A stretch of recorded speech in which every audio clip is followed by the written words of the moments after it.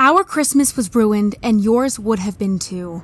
Imagine you and your husband had made 2 cute snowmen outside your house, and woke up the next morning to find a 3rd snowman sticking a large knife into your husband's snowman's chest. Well, when that happened to us, I knew instantly that he was back. You see, many years ago, when I was a teenager, my stepbrother moved in with us and told me, "Check out this news article. Isn't it rad?" The title said, "Step siblings get married and have 3 kids." I cringed so hard and screamed, "What's wrong with you, you creep?" Huh? Do you think it's weird? Of course, you weirdo! God, Dennis had 0 emotional intelligence, and he obviously had a crush on me. But at least I knew he was harmless and a kind person. He actually spent most weekends helping out at animal shelters. Or so I thought, because a few days later I was making pancakes, and I felt someone's hot breath on my neck. I screamed and saw that it was Dennis. He said, "Do you like my friend Michael? You've met him, right? Michael told me he loves you and dreams about you every single night." "Ew, stop it. I don't like you, and I don't like Michael. Stop dreaming about me, you freaks." You see, I had met my stepbrother's friend Michael, and he was the biggest weirdo of them all. One time he was at our house saying, "You know what I did last weekend? I caught 5 rats in one night. One of them is as big as a cat, and I've put them all in a rat park where they're making lots of rat babies now. Want to come over and see them?" I would rather kill myself than go home with you, you creep. I wanted him to feel rejected and go sulk somewhere, but he responded, "Oh, I love it when you play hard to get." So yeah, he was a big weirdo, and things got creepier. One night, my mom and dad were out of town when my stepbrother Dennis said, "You and I have to declutter the basement. Dad will pay us $40 each if we help." I could use the $40, so I agreed and followed Dennis down the stairs to the basement. Dennis had a thing for me, sure, but he was a dumb fudge, a nice guy after all, so I wasn't scared of him. Well, big mistake, 'cause suddenly he grabbed me and forced me into a chair. I screamed, "I'm going to kill you!" But he just wrapped a rope around me real tight so I couldn't run away.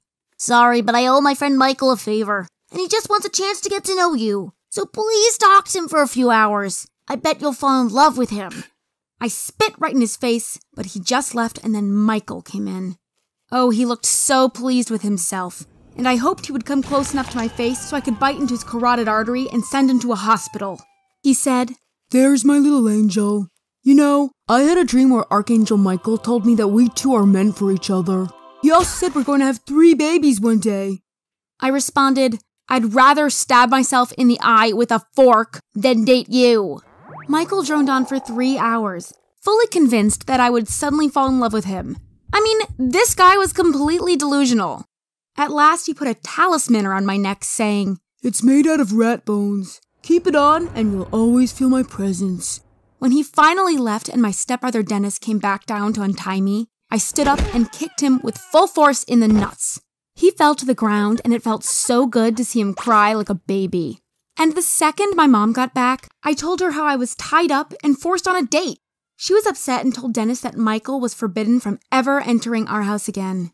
I thought this would stop Michael and his craziness, but one day I received a cheesy love letter from him. On it was a drawing of me and him kissing, and there was also a strand of hair attached to it. My hair! Michael must have climbed in through my window at night and chopped bits of my hair off, like a stalker. I was petrified and decided to Google stalkers.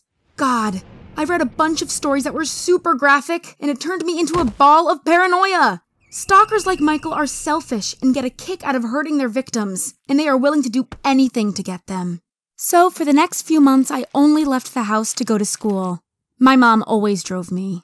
But then we went on vacation and got this stunning villa next to a lake, far away from Michael. I felt so safe, but one morning as I opened the front door, I found a photo of me on the floor. A photo of me taking a shower next to the lake. I immediately knew it was him, Michael.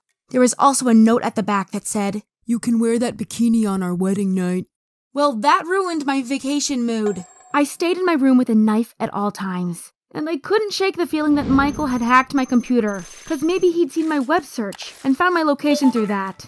So I took my laptop to a cybersecurity expert, who after running some tests told me that someone had installed a password stealer on my laptop, and that that person had access to all my accounts. So on my way home, I gave my laptop to a homeless person and didn't look back. I completely ditched technology and moved to another state for college, making sure that Michael couldn't locate me. There, I also got into my first relationship with Nick. He was strong, and I think that made me feel safe. On Valentine's Day, he even left roses and a cute teddy bear at my apartment door. I immediately went to his dorm and said, "Thank you so much for the Valentine's gift." "What do you mean? I've bought you a necklace, but it's still in my bag. I haven't given it to you yet." A shiver ran down my spine, and I immediately went back home to inspect my Valentine's gift in more detail. I noticed that something was off about the teddy bear's eye, so I pulled it out and found a camera. In that moment, I knew that Michael was back. So I told my boyfriend about my crazy stalker. He said, "I won't tolerate this idiot ruining your life, and I promise I'll stop him before he abducts you or worse." So Nick came up with a plan. First, I asked my stepbrother Dennis to give me Michael's number, and then I called Michael asking if he could come over. The creepy thing was that it only took him 5 minutes to get to my door. We sat down and I told him, "I had a dream last night. God told me that you and I are meant for each other." "Good, it's about time. So you are my girlfriend now, right?" "Not yet, because God said you'll first have to prove your worth by beating up my boyfriend Nick." "But I could go to prison for that." "Not if you're careful. Nick goes fishing at the small lake every Friday. It's pretty deserted out there, so no one will see you. Just ambush Nick and leave no evidence behind." Honestly, I didn't expect Michael to fall for my crazy-ass story. I mean, come on, it was ridiculous. But the freak responded, "Fine, but I want you to watch while I defeat your boyfriend." Michael didn't know that I had recorded the conversation. Now all I needed was video footage of him attacking Nick to send him to prison. So on Friday, Michael and I got to the lake, and Nick was fishing with his back to us. I took a big stick from my bag and said, "Here you go, Michael. Use this." Michael was so pumped for victory, he took the big stick. And just when he was about 7 feet away from my boyfriend Nick, I pulled out my taser and zzz, Michael was on the ground, flapping like a fish out of water. Then we called the police and handed over all the audio and video evidence. 3 months later, Michael was sentenced to 6 years in prison for attempted assault with a deadly weapon. My boyfriend Nick saved me, and that's why I married him right after we graduated college. We moved into a small 2-bedroom house and even tried for a baby. Everything just seemed so perfect. But then, a day before Christmas, the doorbell rang.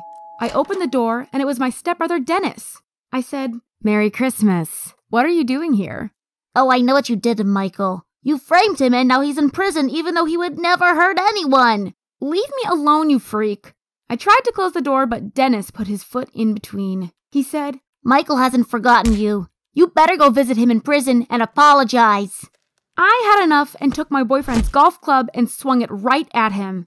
He finally ran off, and I didn't tell my boyfriend about the incident because I didn't want to ruin his Christmas. You see, Nick and I had a Christmas Eve tradition. Every year, we would build a snowman and snowwoman couple in our front yard, then got twigs to make it look like they were holding hands, and made smiley faces using Skittles and licorice. It was an expression of our love. But 4 years later, I woke up on Christmas morning and saw a third snowman. It had an evil grin on his face and was sticking a large knife into my boyfriend Nick's snowman.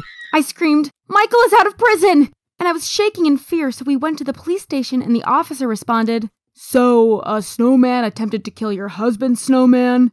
That doofus couldn't stop laughing and refused to help us. When we got home, Nick said, "I'll get rid of Michael once and for all. I have a degree in chemistry. I'll just poison Michael. That's child's play for me." So we put our plan in motion. I was the bait, and I'd go for a jog every afternoon to give Michael an opportunity to stalk and follow me. Then Nick spotted a white Prius trailing me, so we followed the Prius after my jog was over. It went to a shabby little house in a dirty neighborhood. Nick checked the mailbox, and the bills had Michael's name on them. So the next day, Nick put a fake advertisement from a supermarket chain in Michael's mailbox that we had created ourselves. It had a small praline in gold foil attached to it, and we hoped that Michael would eat it, and you know what. A week later, we started driving past his house every night. Interestingly, the light was always on throughout the whole night and whole day, but no one ever came out. So one night, my boyfriend decided to go to the house and look through a window to see if Michael was there. When he came back, he said, "Michael is laying on the ground, not moving." So the poison had worked. We were quiet on the ride home, and I was so nervous. But then I said, "Screw it. No one will find out it was us. Let's go celebrate." We had a nice dinner with champagne and truffles. But to be honest, I was never able to shake off that slight nervousness I got from murdering Michael. It might stay with me forever. With me